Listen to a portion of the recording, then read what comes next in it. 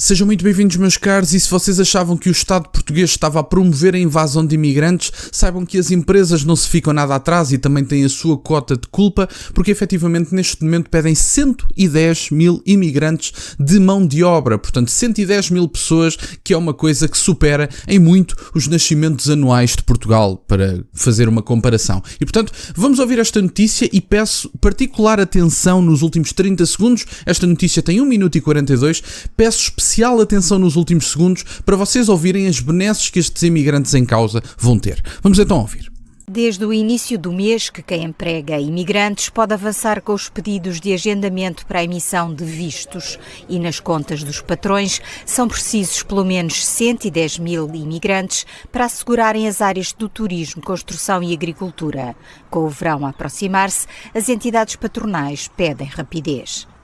Vai permitir uma planificação desse recrutamento de uma maneira mais previsível, no sentido de se saber em que tempo é que haverá um visto de trabalho e podem ter acesso não apenas a um posto de trabalho, mas também a condições de saúde, condições de formação. O protocolo para a migração laboral regulada, assinado esta semana, é o culminar de 4 meses de negociações e considerado uma via verde que permite vistos em 20 dias. Estamos aqui já há 3 anos e a gente já deveria de estar todos regularizados. Então, acho que deveriam de olhar para nós que já estamos aqui, porque tem pessoas que já estão vindo para cá já regularizados. Então, deveriam de ter um pouco mais de consideração com nós que já estamos aqui.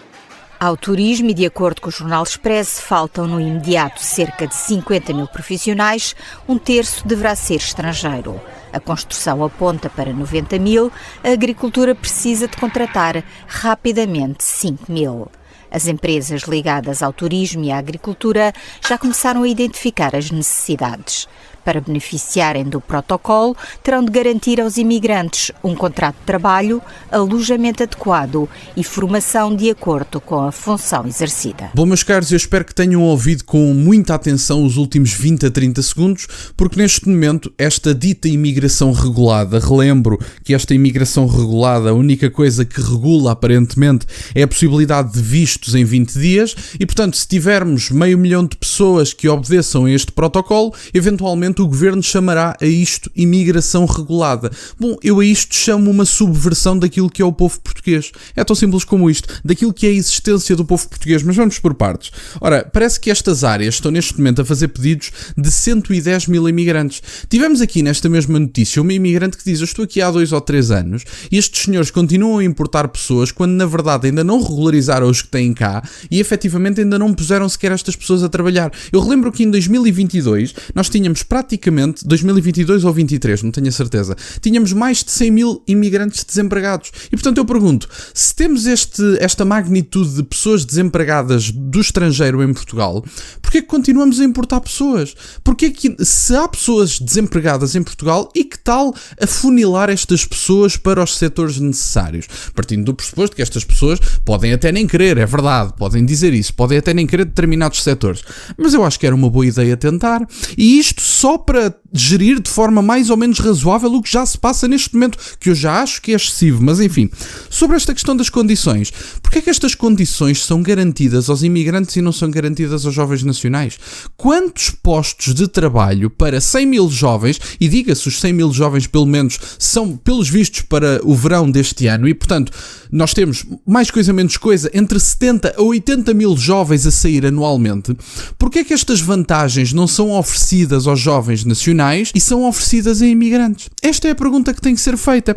Neste momento eu pergunto, quantos jovens que estão no estrangeiro ou que têm planos para no futuro irem para o estrangeiro, jovens nacionais, se tivessem casa, formação e um emprego, quantas pessoas destas que saem de Portugal é que não ficariam cá? É a pergunta que se devia fazer. Eu acho que deveria haver uma sondagem para pessoas ou que têm um projeto de sair do país ou falar mesmo com imigrantes portugueses e perguntar-lhes se, caso lhes fosse oferecida condições de casa, condições de formação adequada à profissão que vão exercer e um salário adequado, quantas pessoas das que saíram de Portugal é que efetivamente aceitariam ficar? Porque eu não vejo qualquer tipo de incentivo para que um imigrante português fique em Portugal, mas vejo todos os incentivos para que haja uma invasão do continente europeu e em particular de Portugal, que segundo Leitão Amaro é um dos países com maior percentagem de imigrantes da Europa. Da Europa! Ouviram bem, foi Leitão Amaro que disse, basta ouvirem o ministro, não precisam de me ouvir a mim. E portanto, porquê é que os imigrantes são beneficiados em detrimento dos portugueses? Porquê é que os portugueses a única coisa que podem fazer é sair para um país nórdico, seja ele qual for, enquanto que os imigrantes têm a vantagem de ter um trabalho, formação e ainda têm alojamento adequado? Porque os portugueses não têm esse tipo de alojamento. Os portugueses não têm qualquer tipo de capacidade de competir no mercado da habitação com 15 e 20 pessoas por casa que pagam 100 e 200 euros por mês cada um de renda. E portanto, andava o Miguel Prata Roca a dizer abertamente, e pelo menos não tem vergonha, que é a parte boa, pelo menos mostra verdadeiramente quais é que são as agendas destas pessoas.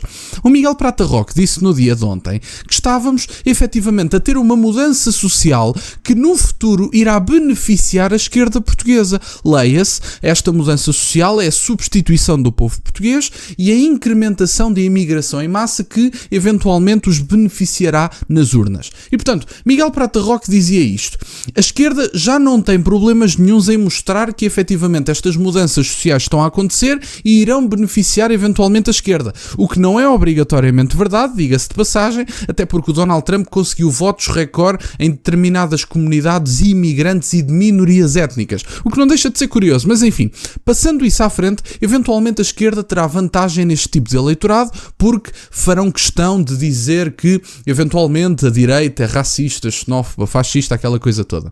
Mas nesta situação em que há uma mudança social tão grande, nós damos a benesse aos imigrantes de terem trabalho, formação e casa, enquanto que os jovens portugueses são convidados a sair dadas as circunstâncias atuais. A única coisa que o jovem português tem de perspectivas em Portugal é a perspectiva de comprar um bilhete para ir para um país nórdico trabalhar, seja ele qual for, enquanto que os outros vêm para cá e têm todas estas benesses. Os outros que vão eventualmente beneficiar a esquerda nas urnas, como disse Miguel Prata Roca, e disse bem, diga-se de passagem, porque é isso que vai acontecer. Estas pessoas querem uma substituição dos povos europeus e não têm vergonha nenhuma em vangloriar-se da eventual vantagem que podem vir a colher caso estas pessoas consigam efetivamente implementar a substituição populacional que já está em curso. Olhem à vossa volta, vejam o que se passa na Suécia, vejam o que se está a passar no Reino Unido, vejam o que se está a passar em Portugal. O ministro Leitão Amaro já disse isso efetivamente. No Reino Unido já temos cidades em específico que o nome mais utilizado é Mohammed. Portanto, que ninguém tenha dúvidas nenhumas do que se passa. Já há imagens a correr na internet de determinados muçulmanos a abordarem os ocidentais sobre o facto de estarem a comer durante as horas do Ramadão. Já há pessoas a fazer isso. Portanto, já andam a fiscalizar a atividade dos ocidentais nos seus próprios países. Eu não admito a nenhum estrangeiro que venha para o meu país dizer-me o que é que eu tenho ou não que fazer, de que forma que eu tenho ou não que me comportar. E, portanto, enquanto nós não insistirmos na ideia de que esta imigração tem que ser regulada e há imensas pessoas que vão ter que sair do país, a única coisa que nós vamos ter é uma substituição populacional em curso e espero sinceramente que todas as pessoas que promoveram esta substituição populacional deveriam era ser presos por traição à pátria, porque estão a substituir o próprio povo. E não deixa de ser curioso que ainda se chama isto de democracia, quando as bases da democracia, a democracia de Atenas, tinha principalmente como definição de liberdade a participação política do cidadão de Atenas. E o cidadão de Atenas tinha ligações biológicas àquilo que era a sua cidade. Tinha um grau de hereditariedade que tinha na sua cidade. E, portanto, enquanto nós nos baseamos em ditas democracias, basta ler como é que funcionava a democracia de Atenas para percebermos que tem que haver um povo comum, tem que haver um povo português, tem que haver um povo sueco, tem que haver um povo alemão. E enquanto isto não estiver presente, a democracia não vai ser funcional, porque a democracia foi criada com um sentido de comunidade partilhada e de participação política partilhada. Só que a nação foi destruída pelos globalistas e pelo esquerdalho, como diz o seu professor António Sousa Lara. E os globalistas podem ser à direita e à esquerda, diga-se de passagem. Mas enfim, é isto que temos, meus caros. E no dia de hoje ainda vos vou mostrar mais uma pouca vergonha, que é a ideologia de género nas escolas, de uma escola em Leiria que estava a ensinar uma senhora profissional de saúde que ensinava crianças de 14 anos. É verdade. Estejam atentos e depois digam-me que isto não é a subversão total do que é a nossa civilização e a destruição da nossa civilização e do nosso país em concreto. E portanto, era isto que eu tinha para partilhar, meus caros. Saibam que os imigrantes vão ter casa casa, enquanto vocês jovens que estão fora do país e a trabalhar em países nórdicos eventualmente ou noutro país qualquer, vocês foram convidados a sair pelas circunstâncias do vosso próprio país. Era isto que eu tinha para partilhar, meus caros. Quero-vos agradecer imenso por estarem desse lado. Peço-vos que gostem neste vídeo e que subscrevam o canal. Tem as minhas redes sociais, o MBO na descrição, para o caso de quererem fazer alguma doação.